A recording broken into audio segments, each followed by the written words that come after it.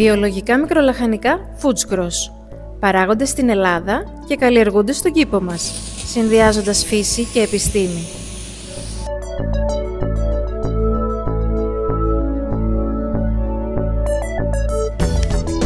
Όταν είναι έτοιμα, τα διαλέγουμε προσεκτικά και τα κόβουμε με το χέρι.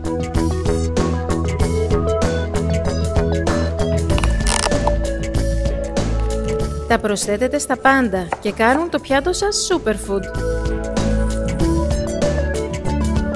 Και σούπερ γευστικό.